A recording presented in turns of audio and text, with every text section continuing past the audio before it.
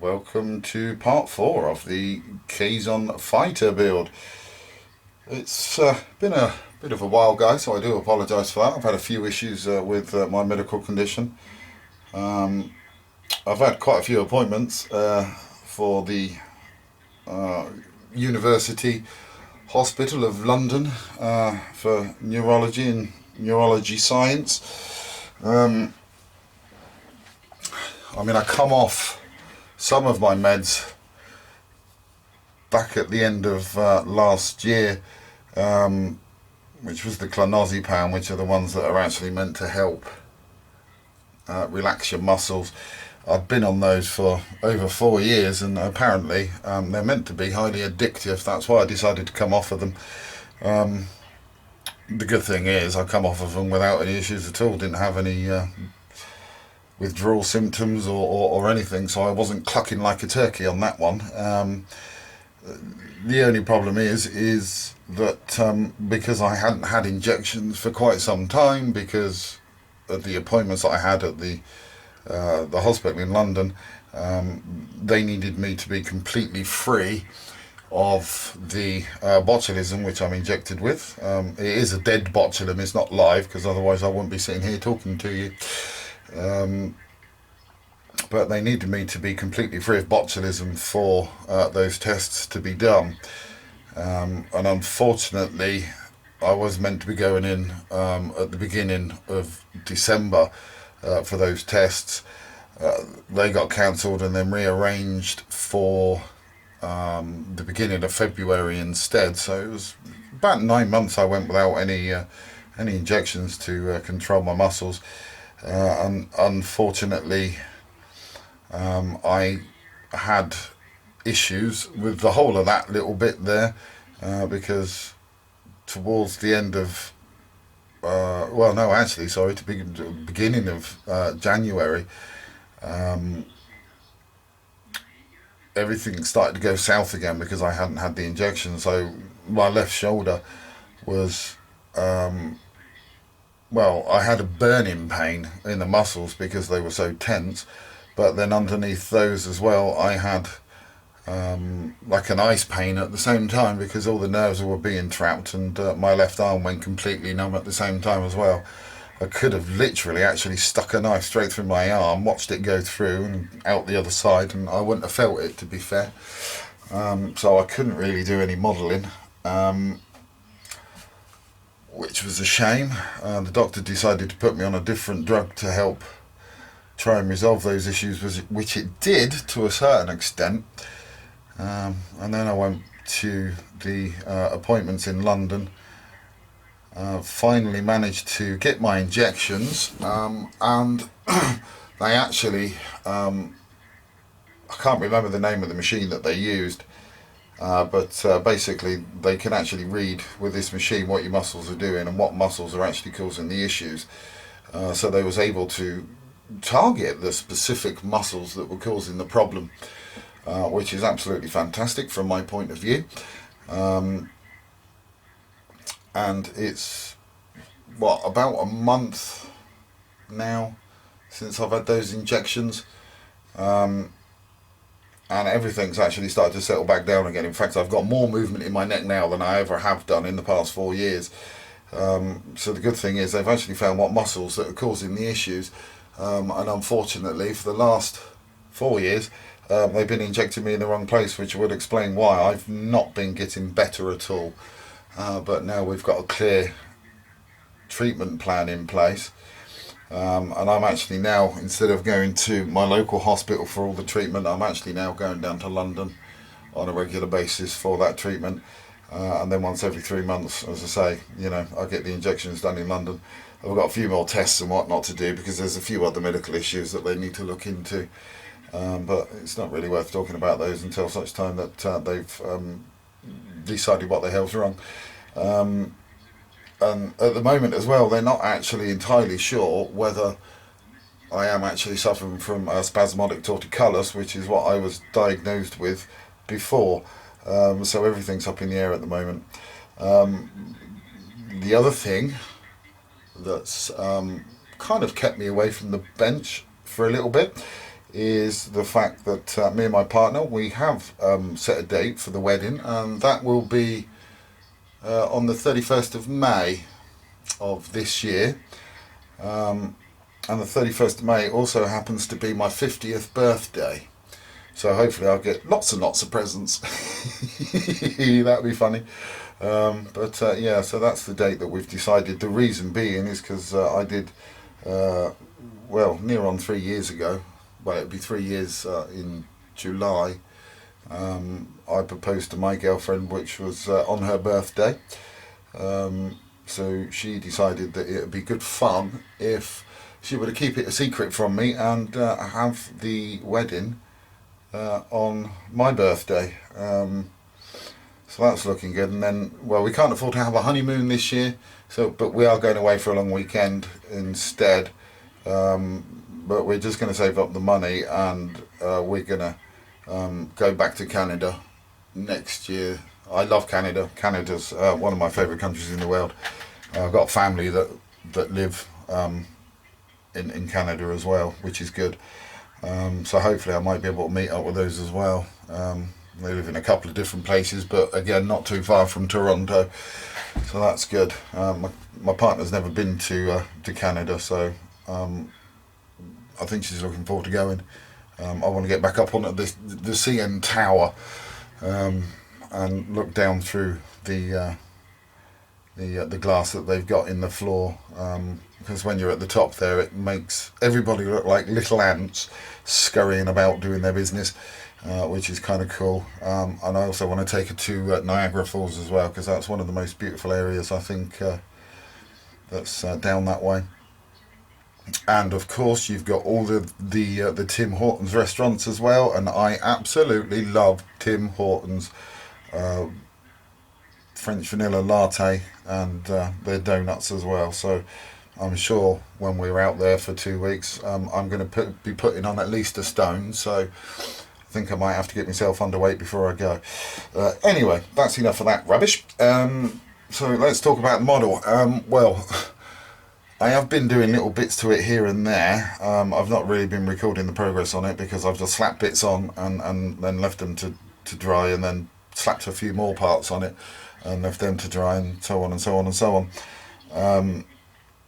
So I've got no real records of actually what I've done to this kit. So this is really going to be a reasonably short update. Well, I say reasonably short, it might not be, who knows. But it's just basically a quick update to let you guys know what's going on with the kit, really, and why I've been away from YouTube for a little while. But as you can see, we've got the kit there. It's actually, it looks at the moment as though it's standing on its own, hovering in midair, but it's actually not. I've got it temporarily set up on its base. It's a little wooden one. The top comes off, and you get all the electronics in there.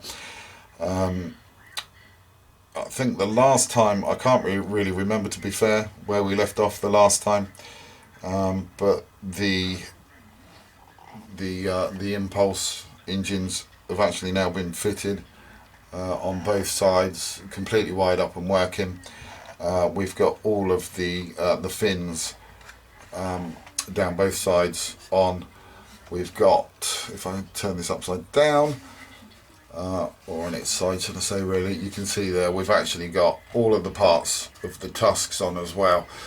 Now, I did run into a bit of a problem whereby the lights just there and also down there for the windows won't work, because it basically means that you're going to have a lot of light escaping, mainly because if you look at it that way, if we can get it in there, you can see that there's just massive gaps running down through those, so you're not going to be able to see anything there, or the light would escape if you have those lights on.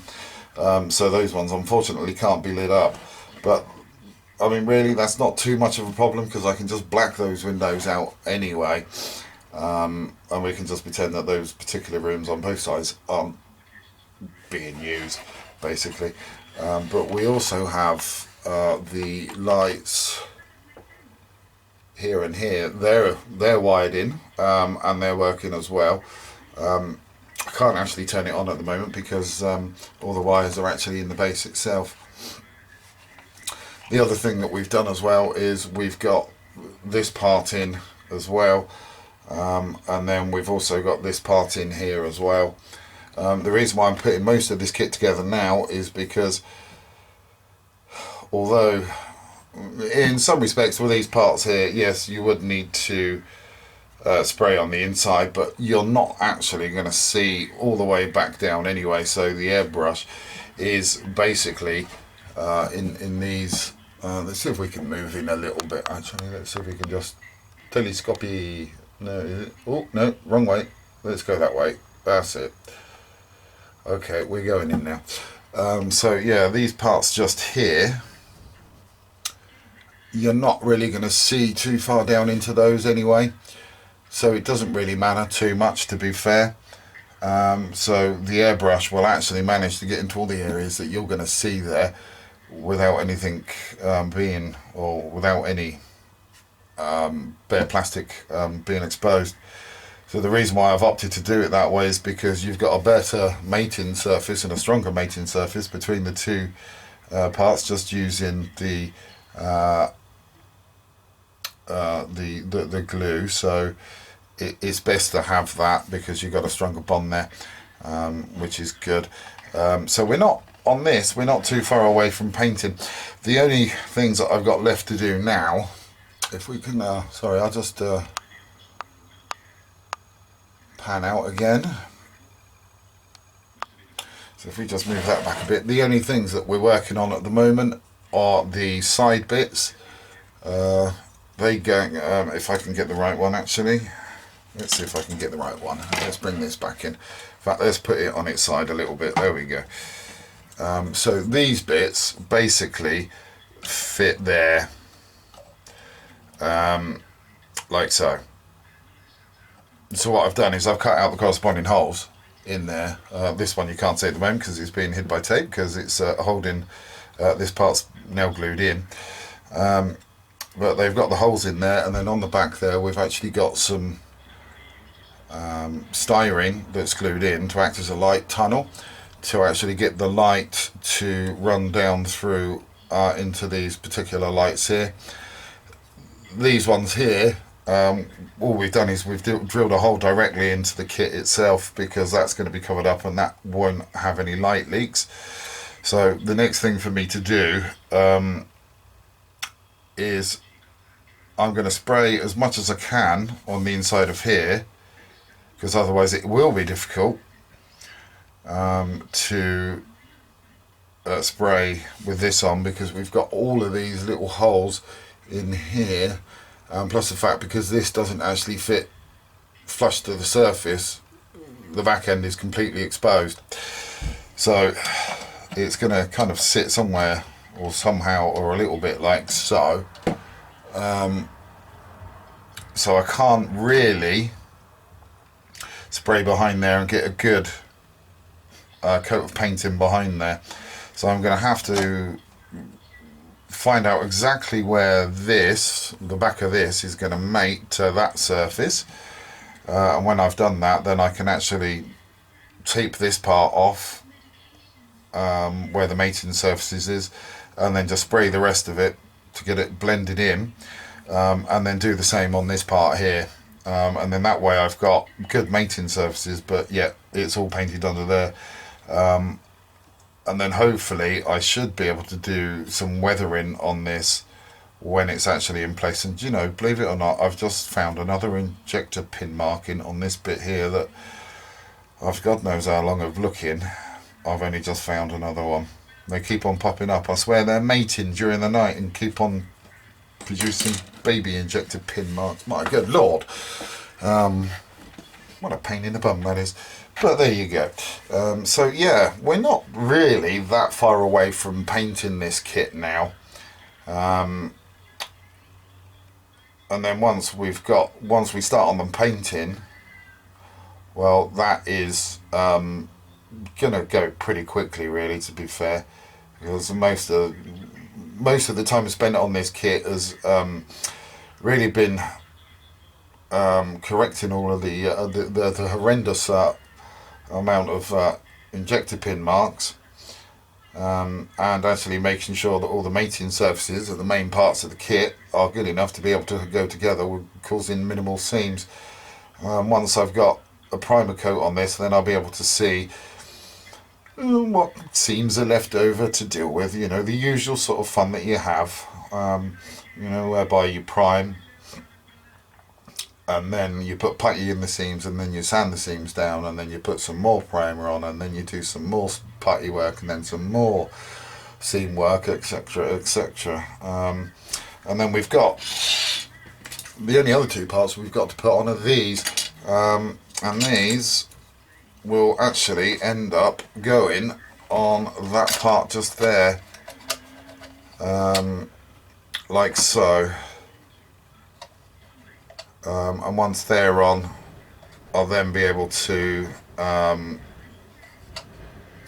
get the clear parts in there, and then that'll be pretty good. So again, with these, I just need to mask off the areas where I know they're going to touch. What I can do is just temporarily put these in place with a little bit of Elmer's glue or something like that, so they're in place and they won't move. And then I can just draw an outline of where the edges are going to go, and then I can, again with some fine masking tape, just mask around those areas, and do it that way, and that should, keep fingers crossed, mean that I keep some really good gluing surfaces, and then be able to do the painting and then unmask and glue them on, and have a good safe bonding surface. The base itself is obviously a little wooden box, can't remember the size of it, but you can see with this kit it is stable in there, it's not really moving. I've sanded this down the outside so it's really nice and smooth. I am actually going to paint this a gloss black colour, and then put a decal on it, and then gloss coat that afterwards as well, to seal in the decal on that one, and that one should look pretty good. And the top of this just pops off, so all I'll do is I'll just put one of those crazy little switches, you know, the little, really little switches on the back there, and just have the power coming out the back as well. So the switch will be kind of hidden, even though I might actually put the switch on the side, I don't know yet. I might just keep the top completely clean. But yeah, that's about where we are with the kit at the moment. So I'm going to disappear before I start babbling on. Most people will say, Richard, that's too late, you're babbling on already. Which would be a fair comment, I guess. But yeah, there we go. So that's that. So thanks for watching, guys. Do appreciate you guys commenting on these kits. It does help. Any helpful suggestions along the way would be good as well. I'm always open to good ideas, good suggestions, and new ways of doing things. So anything like that, please ram them in the comments below, and I will catch up with you in the next one. So until then, thanks for watching, and please do take care.